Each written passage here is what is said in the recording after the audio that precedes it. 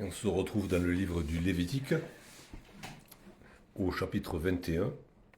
Alors, comme je l'ai dit et répété presque à chaque fois, le livre du Lévitique, c'est de la part de Dieu le manuel du parfait petit adorateur. Hein.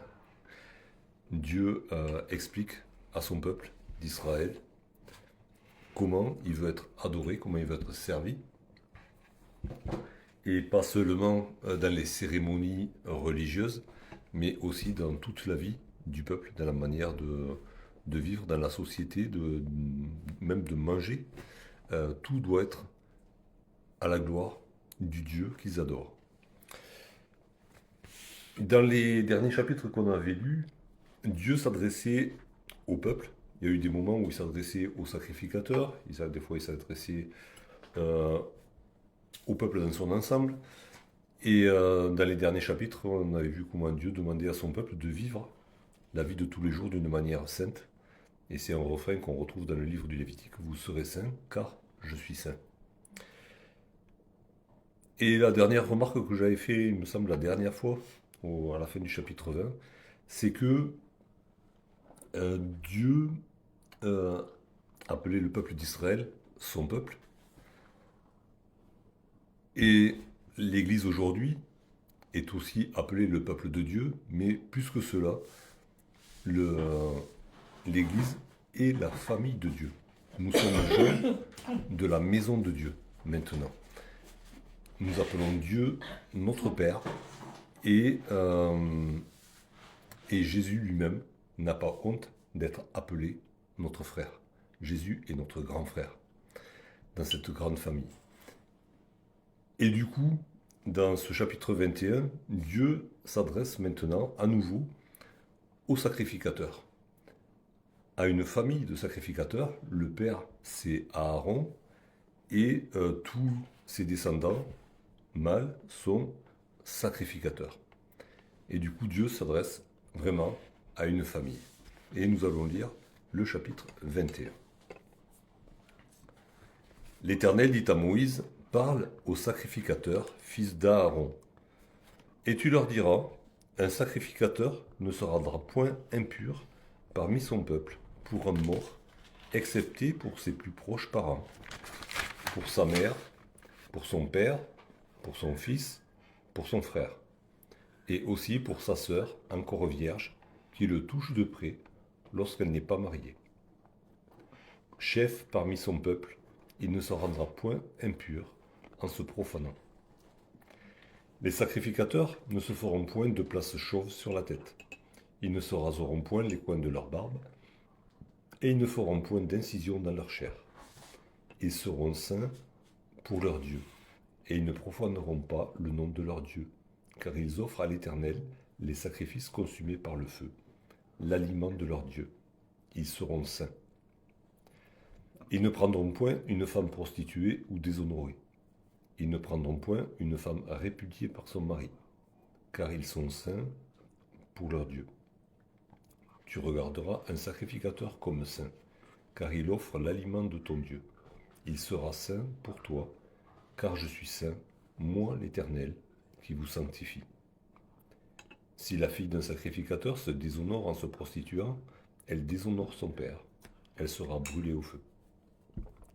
Le sacrificateur qui a la supériorité sur ses frères, sur la tête duquel a été répandue l'huile d'onction et qui a été consacré et revêtu des vêtements sacrés, ne découvrira point sa tête et ne déchirera point ses vêtements. Il n'ira vers aucun mort. Il ne se rendra point impur, ni pour son père, ni pour sa mère. Il ne sortira point du sanctuaire et ne profanera point le sanctuaire de son Dieu, car l'huile d'onction de son Dieu est une couronne sur lui. Je suis l'Éternel.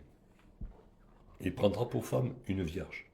Il ne prendra ni une veuve, ni une femme répudiée, ni une femme déshonorée ou prostituée, mais il prendra pour femme une vierge parmi son peuple. Il ne déshonorera point sa postérité parmi son peuple, car je suis l'Éternel qui le sanctifie. L'Éternel parla à Moïse et dit, parle à Aaron et dit, tout homme de ta race et parmi tes descendants qui aura un défaut corporel ne s'approchera point pour offrir l'aliment de son Dieu. Tout homme qui aura un défaut corporel ne pourra s'approcher. Un homme aveugle, boiteux, ayant le nez camus ou un membre allongé, un homme ayant une fracture au pied ou à la main, un homme bossu ou grêle, ayant une tache à l'œil, la gale, une dartre ou les testicules écrasés. Tout homme de la race du sacrificateur Aaron qui aura un défaut corporel ne s'approchera point pour offrir à l'Éternel les sacrifices consumés par le feu. Il a un défaut corporel, il ne s'approchera point pour offrir l'aliment de son Dieu. Il pourra manger l'aliment de son Dieu, des choses très saintes et des choses saintes, mais il n'ira point vers le voile et il ne s'approchera point de l'autel, car il a un défaut corporel. Il ne profanera point mes sanctuaires, car je suis l'Éternel qui les sanctifie. C'est ainsi que parla Moïse à Aaron et à ses fils et à tous les enfants d'Israël.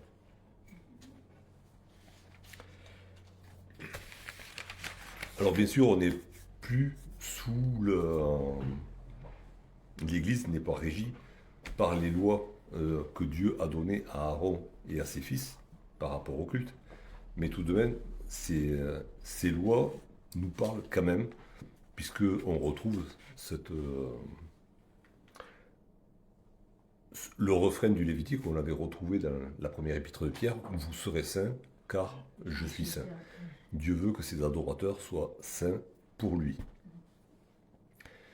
Et la même première épître de Pierre et aussi le premier chapitre de l'Apocalypse nous disent que nous sommes, par Jésus-Christ, devenus un peuple d'adorateurs, un saint sacerdoce, un peuple de sacrificateurs pour l'Éternel, afin de lui offrir des victimes spirituelles, le fruit de lèvres qui confesse son nom, mais aussi tout notre corps, comme toute notre vie, comme le dit Paul dans le chapitre 12 de l'Épître aux Romains. C'est les sacrifices que le Seigneur demande et qu'il agrée de nous. Et encore une fois, si nous sommes devenus sacrificateurs pour l'Éternel, si nous sommes un peuple de sacrificateurs, en fait, on n'a rien fait pour le devenir. Nous sommes devenus par grâce. C'est par Jésus-Christ, à cause du sacrifice de Jésus-Christ, qui nous a obtenu le pardon de Dieu, que nous avons été adoptés par Dieu, et que du coup nous sommes devenus un peuple de sacrificateurs. Du coup, puisque c'est une grâce de Dieu, personne ne peut l'invalider. Et on le voit dans ce chapitre qu'on vient de lire, tous les descendants d'Aaron, pour peu qu'ils respectent les directives que donne Dieu, tous étaient au bénéfice des sacrifices qui étaient offerts et tous pouvaient en manger. Tous pouvaient partager les peines de proposition aussi qui étaient dans le lieu saint. Tous, quels qu'ils soient, quel que soit leur état, qu'ils soient handicapés ou pas, puisqu'il est question de défauts corporels, tous pouvaient participer, manger à la table du Seigneur. Par contre, tous ne pouvaient pas offrir les sacrifices sur l'autel, et encore moins pénétrer dans le lieu saint, et encore moins dans le lieu très saint. Hein, il y avait, mais tous, du moment qu'ils étaient enfants d'Aaron, descendants d'Aaron, tous pouvaient bénéficier de la nourriture qui sortait du sanctuaire.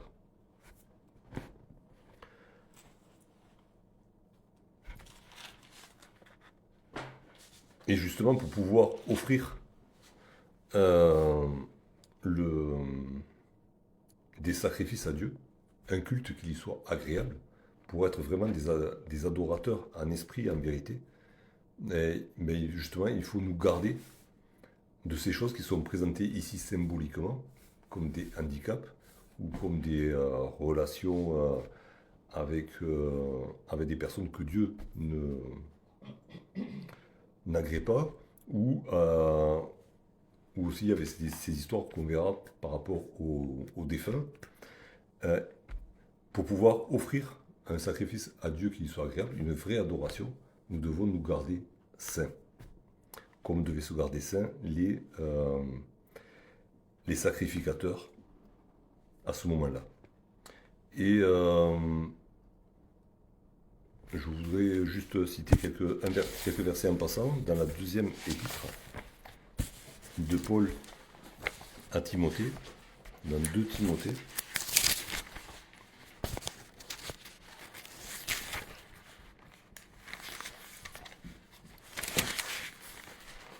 De Timothée, chapitre 1er.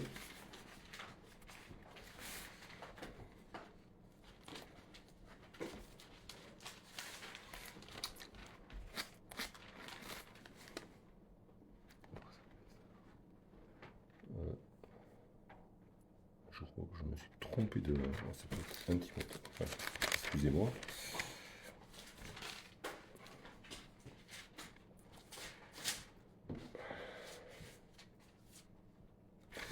Bon, je me suis trompé dans les références, mais en tout cas, cette sainteté que nous devons garder et que nous devons développer, cette sanctification, elle se fait par la parole de Dieu.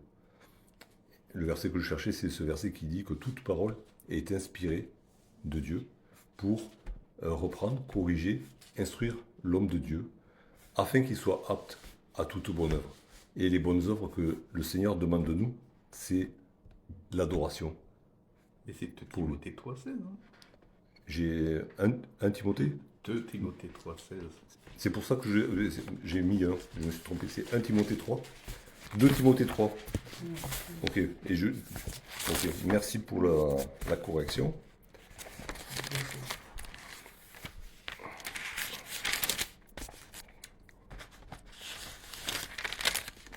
J'étais distrait quand j'ai écrit. Donc on peut prendre à partir du verset 14. Toi, demeure dans les choses que tu as apprises et reconnues certaines, sachant de qui tu les as apprises. Dès ton enfance, tu connais les saintes lettres qui peuvent te rendre sage à salut par la foi en Jésus-Christ. Toute l'écriture est inspirée de Dieu et utile pour enseigner, pour convaincre, pour corriger, pour instruire dans la justice, afin que l'homme de Dieu soit accompli et propre à toute bonne œuvre. Merci Marie. Donc c'est en nous plongeant dans la parole de Dieu que nous pourrons travailler avec Dieu, puisque c'est quand même Dieu qui fait cette œuvre à nous. Nous pourrons travailler avec Dieu pour être sanctifiés et nous garder saints. Et c'est cela qui va nous amener à pouvoir lui rendre un culte qui lui soit agréable. Je ne sais pas si vous avez remarqué, mais il y a des exigences pour les sacrificateurs et des exigences pour le souverain sacrificateur. Alors, elles sont, on va dire, dans la même gamme, mais dans la même tonalité, on va dire, mais à un niveau supérieur pour le souverain sacrificateur. Hein. Ça parle des mêmes choses, mais à un niveau nettement plus élevé pour le souverain sacrificateur. Et c'est bien qu'il soit appelé souverain sacrificateur, parce qu'à un moment donné, on l'a lu, il est écrit que l'onction qu'il a sur sa tête, l'onction de son Dieu, est une couronne sur lui. Okay. Donc il y a un peu de la royauté de Dieu qui retombe par l'onction sur la tête du souverain sacrificateur. Quand on va dans le Nouveau Testament, notamment dans l'Épître aux Hébreux, on voit que notre souverain sacrificateur, c'est Jésus-Christ. Et que du coup, c'est pas étonnant que la royauté qui appartient au Père rejaillisse sur le Fils. Hein, et c'est pour cela qu'il est roi et sacrificateur. Et du coup, les exigences pour le souverain sacrificateur sont plus élevées que pour les sacrificateurs. Et il y a des choses que Jésus a accomplies que nous n'avons pas à accomplir. Il y a des choses que Jésus a vécues que nous ne vivrons jamais. Parce qu'il y a des choses qui étaient réservées uniquement pour le Seigneur Jésus. Le seul qui pouvait sauver, le seul qui pouvait ôter le péché du monde, le seul qui pouvait offrir une vie pure à Dieu, c'était le Seigneur Jésus-Christ. Et personne d'autre. Et il a il a, il a satisfait toutes les exigences de Dieu. Alors nous, on doit marcher en étant imitateur de Christ, mais on le sait très bien, de toute notre vie, on ne va pas y arriver. Un jour, on sera rendu parfait, quand il reviendra nous chercher, mais il y aura toujours un décalage énorme entre le souverain sacrificateur qui est Jésus-Christ pour nous et le service qu'on pourra rendre à Dieu, le culte qu'on pourra rendre à Dieu. Et donc pour le souverain sacrificateur comme pour les sacrificateurs, on retrouve cette notion d'éviter le contact avec la mort. On l'avait vu déjà dans quelques versets du chapitre précédent, où il y avait déjà cette exigence qui était formulée mais pas trop détaillée. Ne pas toucher le sacrificateur, et le souverain sacrificateur d'autant plus devait éviter le contact avec la mort, avec tout ce qui était mort. Et le souverain sacrificateur, lui, ne prenait le deuil pour personne. Que ce soit ses parents, sa femme, ses enfants qui pouvaient mourir, il ne devait prendre le deuil pour personne. Il devait continuer à faire son service dans la maison de l'Éternel. D'un côté, il y a la vie, de l'autre, il y a la mort. Il y a la lumière, il y a les ténèbres. Et le souverain sacrificateur n'a aucune part avec les ténèbres, n'a aucune part avec la mort. Et même physiquement, ça s'est vu sur la personne de Jésus, même si de son vivant, il a touché des morts. En tant qu'homme, il a touché des morts. Mais en tant que souverain sacrificateur, quand il a offert son corps sur la croix, il a été mis au tombeau, et ça avait été prophétisé auparavant, et on peut le lire c'est cité 2 fois dans le livre des Actes, et on va le lire dans Acte 13. Acte 13 au verset 35.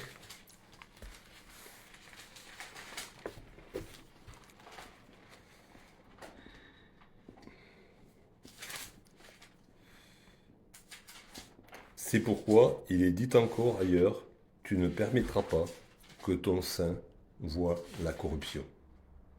Le corps de Jésus qui a été mis au tombeau n'a pas même eu le temps de commencer à se décomposer. Le souverain sacrificateur ne devait avoir aucun contact avec la mort. Il est la vie, il est la lumière, il n'a aucune part avec les ténèbres. Et Jésus de son vivant l'a dit aussi. Juste avant de partir vers la croix, il a dit, le prince de ce monde vient vers moi, et le prince de ce monde c'est Satan, le prince des ténèbres. Il n'a aucune part à moi. Et son tombeau était neuf aussi. Et le tombeau était neuf, il n'y avait jamais eu de mort dedans. Il était propre. Même indirectement, il n'y a pas eu de contact avec la mort. Aucun contact.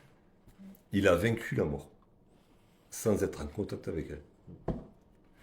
Est-ce qu'on ne pourrait pas faire le rapprochement aussi avec le fait que le Seigneur encourage à ne pas aller enterrer son père et sa mère et de le suivre? Est-ce que dans ce biais-là, il ne nous encourage pas, comme le souverain sacrificateur, à ne pas aller se souiller On pourrait faire le parallèle. Laisse les morts enterrer leurs morts. Oui. Oui. Alors, oui. Ça ne veut pas dire que... Alors, il y a des priorités. C'est dans ce passage où Jésus donne des priorités. Et la priorité, c'est notre service pour Dieu. Ça ne veut pas dire qu'on ne compatit pas à la peine d'une famille en deuil, mais la priorité, c'est le service pour Dieu. Et dans nos condoléances, du coup, on est appelé à servir le Seigneur, à lui rendre un culte. Que le Seigneur nous inspire, dans nos condoléances, par exemple. Ensuite, il était demandé au souverain sacrificateur de se marier avec une femme vierge. Pas une veuve, et pas une divorcée, rien de tout ça. une femme vierge, une femme qui n'avait jamais eu de mari auparavant, qui soit pure. Notre Seigneur Jésus-Christ s'est acquis une épouse qui n'a connu personne d'autre, parce qu'elle lui appartient en propre, c'est l'Église. Il est marié, il est fiancé pour l'instant à l'Église. Et l'Église lui appartient et ne peut appartenir à personne d'autre. Si dans l'Église, il y a des hommes, des femmes qui vont vers quelqu'un d'autre que Jésus, ils ne sont plus de l'Église. Ceux qui sont vraiment de l'Église de Jésus-Christ ne cherchent que Jésus et ne cherchent personne d'autre. Jésus est marié à une vierge. Et ce n'est pas la Vierge Marie, c'est l'Église. Et était demandé, alors c'est pas spécifié pour le souverain sacrificateur, mais cela va de soi, puisque c'était demandé pour les sacrificateurs, qu'il n'ait aucun défaut physique. Et quand Jean a vu arriver Jésus, il a dit, voici l'agneau de Dieu qui ôte le péché du monde. L'agneau de Dieu, l'agneau qui devait être offert pour obtenir le pardon des péchés, il devait être zéro défaut. En Jésus, il n'y a aucun défaut, il n'y a pas une pensée de péché, il n'y a rien qui puisse offenser Dieu.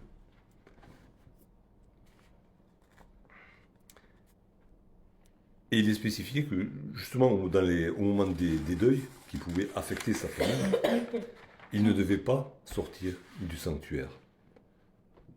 Mais aujourd'hui, Jésus ne sort pas du sanctuaire. Il y est entré une fois pour toutes. Et il est à la droite de Dieu. Et il intercède pour nous. Il est assis à la droite de Dieu. Et il ne sort pas du sanctuaire. Même s'il a promis d'être avec nous. Et il vit en nous par son Saint-Esprit. Mais il est pour toujours, définitivement, à la droite du Père.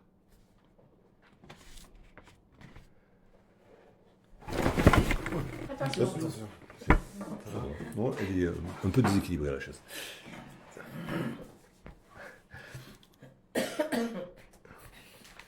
Et du coup, les sacrificateurs, ils travaillaient, ils offraient un culte, ils faisaient tout ce qu'il y avait à faire dans le sanctuaire, sous l'autorité et en présence du souverain sacrificateur. Du coup, on peut dire qu'ils étaient en communion avec le souverain sacrificateur. Ils étaient vraiment ensemble. Ils étaient unis par les liens du sang. Et rien ne se faisait sans l'aval du souverain sacrificateur. C'est lui qui supervisait tout ce qui se passait dans le sanctuaire.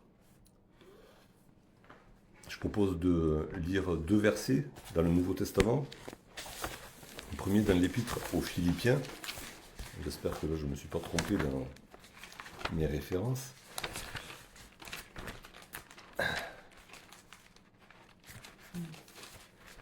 Philippiens au chapitre 3.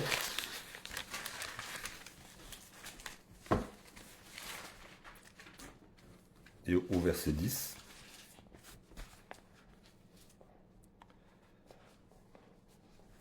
Ainsi, dit Paul, je connaîtrai Christ et la puissance de sa résurrection et la communion de ses souffrances en devenant conforme à lui dans sa mort, pour parvenir, si je le puis, à la résurrection d'entre les morts.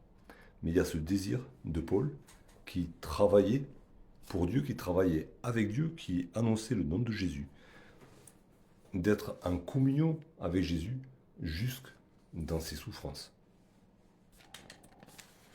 Et dans Colossiens,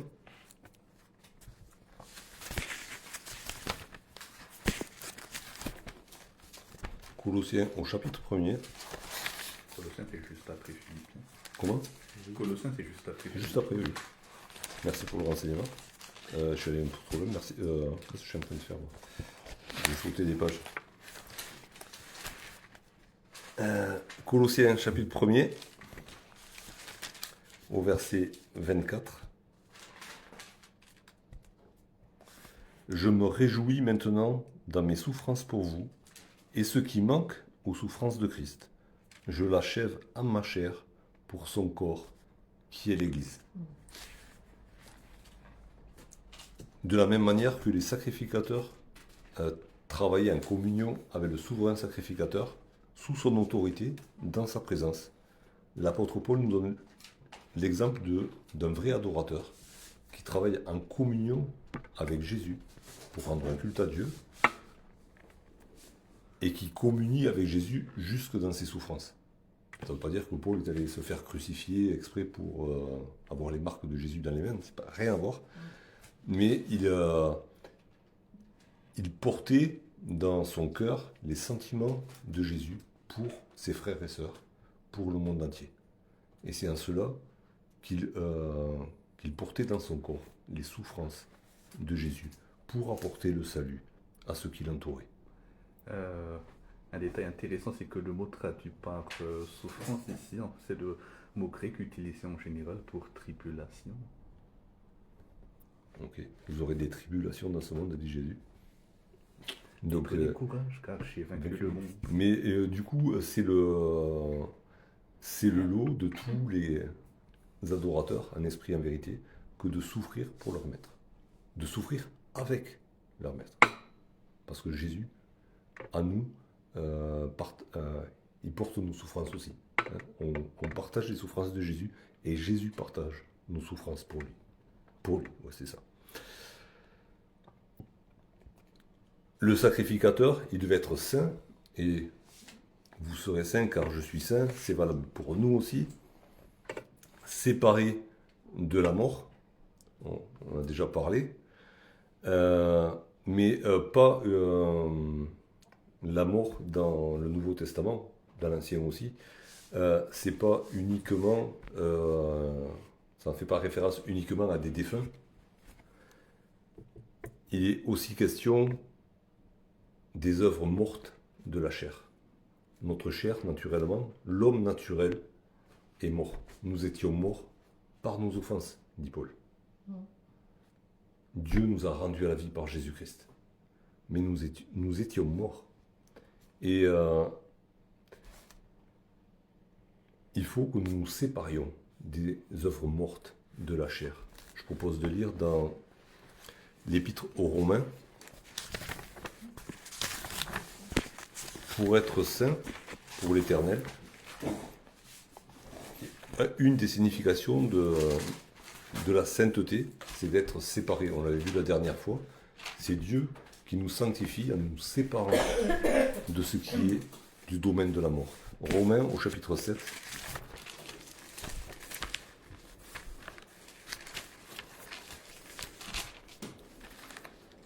Et au verset 24, Paul s'interroge. Misérable que je suis, qui me délivrera de ce corps de mort? Il savait que tant qu'il serait dans ce corps, il serait tenté, il serait enclin à faire des choses qui ne sont pas la volonté de Dieu. Il y aurait des choses qui... Enfin, il avait été délivré, d'une certaine manière. Mais on est sauvé en espérance, on est déjà sanctifié, on est sur le chemin de la sanctification, mais il reste toujours quelque chose de notre chair qui est là et qu'il faut maintenir.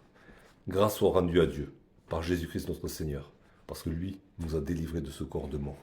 Et dans l'Épître aux Galates,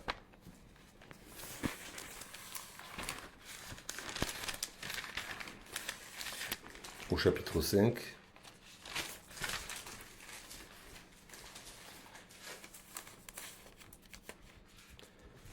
Paul nous parle de ce que produit la chair. Or, les œuvres de la chair sont évidentes, ce sont la débauche, l'impureté, le dérèglement, l'idolâtrie, la magie, les rivalités, les querelles, les jalousies, les animosités, les disputes, les divisions, les sectes, l'envie, l'ivrognerie, les excès de table et les choses semblables. Et au verset 24, ceux qui sont à Jésus-Christ ont crucifié la chair avec ses passions et ses désirs. nous sommes appelés à crucifier notre chair, à crucifier notre nature, ce qui est naturel à nous, pour être séparés de ces choses-là et produire, au contraire, les fruits de l'esprit qui sont cités au verset 22 et 23. Ce sont les fruits de la sainteté pour l'Éternel. Il était demandé aussi aux sacrificateurs de se marier avec, enfin de ne pas se marier justement avec toute une catégorie de femmes. Et du coup, il restait les femmes vierges, il restait les veuves, et puis c'est tout pour les sacrificateurs. Puisque une femme répudiée ne pouvait pas être l'épouse d'un sacrificateur, il ne restait plus que 2 catégories de femmes avec qui ils pouvaient se marier. Alors oui,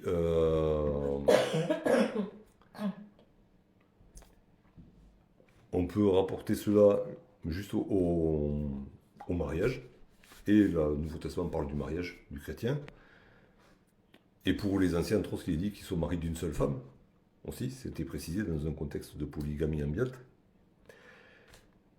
Mais le mariage, c'est un symbole aussi de toute alliance humaine. On l'a vu l'autre fois, quand Dieu reproche à son peuple d'être adultère, c'est parce qu'ils sont allés vers d'autres dieux. Hein, c'est pas parce, mais du coup, ils pratiquaient l'adultère aussi, hein. Mais ça, c'était une conséquence du fait de se séparer de Dieu. Mais adultère, il n'y avait pas forcément un mariage civil entre Dieu et son peuple. Hein, ça, il y avait une alliance, par contre. Dieu avait fait alliance. Et ils avaient été infidèles à l'alliance. Et du coup, voilà, le mariage, c'est un symbole d'alliance. Et le Nouveau Testament parle beaucoup du fait de s'allier avec des personnes qui sont, on va dire, agréables à Dieu ou pas. Et je propose de lire un verset dans la 2e épître de Paul aux Corinthiens. 2 Corinthiens au chapitre 6.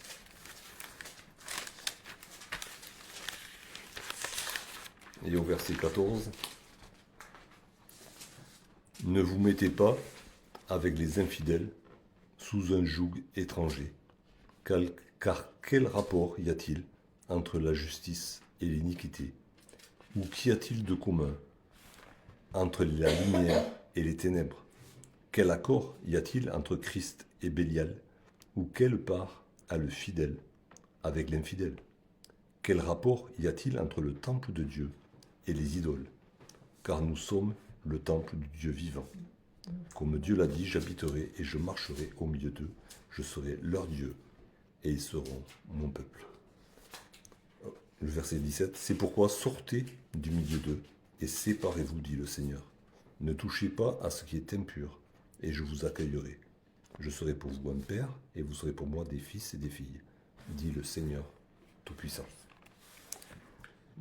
De la même manière qu'il était demandé aux sacrificateurs de ne pas se marier avec une femme qui aurait été déshonorée,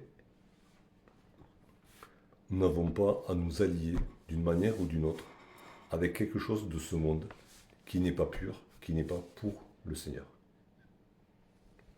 Ça ne veut pas dire qu'on ne doit pas aller travailler, qu'on n'a pas une carte d'identité sur cette terre, parce qu'on fait partie, on est dans une nationalité aussi. Mais on doit se garder, on est lié à Dieu et on vit sur la terre, selon sa volonté. Mais notre citoyenneté, notre vraie citoyenneté, elle est céleste, elle n'est pas terrestre. Du coup, on ne peut pas partager beaucoup de choses, il y a beaucoup de choses qu'on ne peut pas partager avec le monde. Ou plutôt, le monde ne peut pas partager avec nous certaines choses. Parce que c'est des choses qui sont sans Dieu. On en parlait en venant. Un monde sans Dieu produit des choses qui sont des offenses à Dieu. Et on ne peut pas s'allier à ces choses-là. Et puis, il y avait cette recommandation. Alors, tous descendants d'Aaron, bénéficiaient des bénédictions du sanctuaire. Et de la même manière, tous les enfants de Dieu, quel que soit leur état présent, bénéficient des bénédictions que Jésus leur a acquises. Mais tous, nous ne sommes pas aptes. Et je ne me mets pas en avant pour dire que je suis apte moi.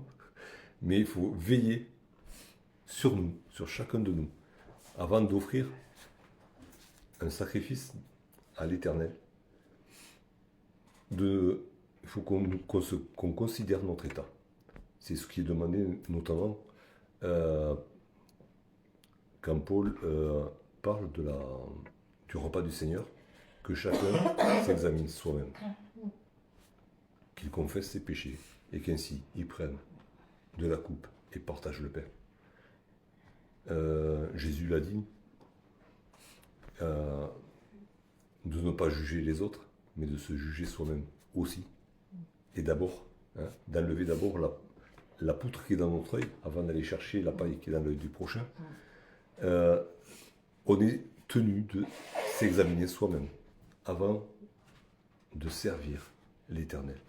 Et il y a un certain nombre de défauts qui sont listés ici, des défauts corporels, mais qui pour nous pourraient être spirituels. Il est question d'être aveugle, d'être boiteux, d'avoir des fractures. Et on peut être aveugle spirituellement, ne pas voir quelle est la volonté de Dieu. On peut être boiteux, c'est-à-dire ne pas marcher droit sur le chemin que le Seigneur a tracé. On peut avoir une infirmité dans les mains et ne pas faire ce que le Seigneur voudrait qu'on fasse. Des choses comme ça. Comme les sacrificateurs, on est appelés pour nous approcher de l'autel, pour faire le service de l'Éternel, on est appelés à n'avoir aucun défaut. C'est pas possible. Ok ? Mais en Jésus-Christ, c'est possible. Par la grâce de Dieu, par le pardon des péchés, Dieu nous voit à travers Jésus. Et c'est toujours au nom de Jésus-Christ que nous apportons un culte à Dieu. C'est au nom de Jésus-Christ que nous prions. C'est au nom de Jésus-Christ que nous devons agir. Et pas à notre propre nom, pas notre propre volonté. Je propose de lire quelques versets dans l'Épître aux Philippiens encore.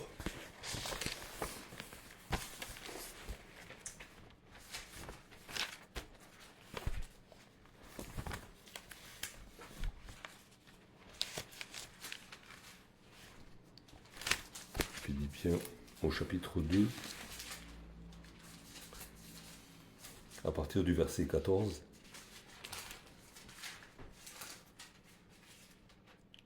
Faites toutes choses sans murmure ni hésitation, afin que vous soyez irréprochables et purs, des enfants de Dieu irrépréhensibles au milieu d'une génération perverse et corrompue, parmi laquelle vous brillez comme des flambeaux dans le monde, portant la parole de vie. Et je pourrai me glorifier au jour du Christ de n'avoir pas couru en vain ni travaillé en vain. Il y a des mots qui reviennent: irréprochable, pur, irrépréhensible. Et le fait de briller dans un monde de ténèbres. C'est ce à quoi Dieu nous appelle pour pouvoir lui rendre un culte qui lui soit agréable. Et ça commence en faisant toute chose sans murmure ni hésitation. Ça fait référence à l'obéissance à Dieu. Quand Dieu demande quelque chose, quand j'entends la parole de Dieu, je dis oui Seigneur, et j'obéis. Pour terminer, puisqu'on est dans une histoire de famille, il y a Aaron et ses fils, Jésus a raconté 2 paraboles où il est question de 2 fils. Et c'est des paraboles qui nous interrogent à ce niveau-là pour savoir si nous sommes de vrais adorateurs en esprit et en vérité. La première parabole, c'est la parabole du fils perdu. Quel est le fils qui a réjoui le cœur du père Pourquoi il a fait la fête? C'est pour le fils perdu, qui est revenu et qui a confessé ses péchés. C'est comme ça qu'on devient agréable au Père, en revenant de nos égarements et en confessant nos péchés. Et à ce moment-là, le Père tue le veau gras, pour lui. Ça ne veut pas dire qu'il n'aimait pas l'autre fils, hein, dans cette parabole-là. Mais c'est pour le fils perdu qui confesse ses péchés que le veau gras est tué. Et puis il y a une autre parabole de deux fils à qui le père demande d'aller travailler. Il y en a qui dit oui, papa, j'y vais. Et puis il s'en va ailleurs. Et puis il y en a qui dit non, je ne veux pas y aller. Et puis finalement il y va. Mais c'est celui-là qui fait la joie du Père, celui qui obéit. Et si nous voulons être dans la famille du souverain sacrificateur, des sacrificateurs qui apportent un culte qui soit agréable au Seigneur, ces deux fils qui ont été agréables au Père sont des jalons pour nous. D'abord, commencer par confesser nos péchés, parce que nous l'avons offensé certainement, à tout moment. Notre vie naturelle est là, et elle produit encore des péchés. Et puis, une fois que le Père a parlé, même si des fois il y a un peu des murmures au départ, allez, il faut dire les choses comme elles sont, c'est vrai. Je fais la volonté du Père. Elle est contraire à ma volonté. C'est pour ça que des fois il y a des murmures, il y a des hésitations. La volonté du Père, elle est contraire à la mienne. Mais elle est bonne, agréable et parfaite. Et je veux la faire du fond du cœur. Qu'il en soit ainsi pour que nous puissions être des adorateurs en esprit et en vérité.